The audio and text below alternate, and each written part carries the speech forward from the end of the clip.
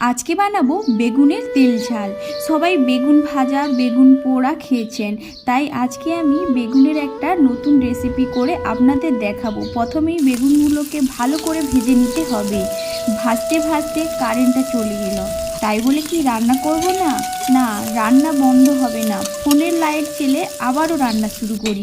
এরপর সামান্য তেলটা ভালো করে গরম হয়ে এলে পাঁচফোড়ন, পেঁয়াজ কুচি, কাঁচা লঙ্কা কুচি, রসুন কুচি দিয়ে দেব। ভালো করে ভাজা হয়ে গেলে রসুন ও আদা বাটা দিয়ে দেব। দেওয়ার পর সামান্য নুন আর হলুদ গুঁড়ো আর লঙ্কা গুঁড়ি জিরে গুঁড়ি দিয়ে ভালো করে নাড়াচাড়া করে নিতে হবে। সব শেষে টমেটো কুচি দিয়ে দেব। টমেটোটা ভালোভাবে ভাজা হয়ে এলে জল দিয়ে দেব। 2 মিনিট ভালোভাবে ফুটিয়ে নিতে হবে। এরপর গরম গরম ভাতের সাথে পরিবেশন করুন বেগুনের তেল ঝাল। যদি রেসিপিটি ভালো লাগে তাহলে লাইক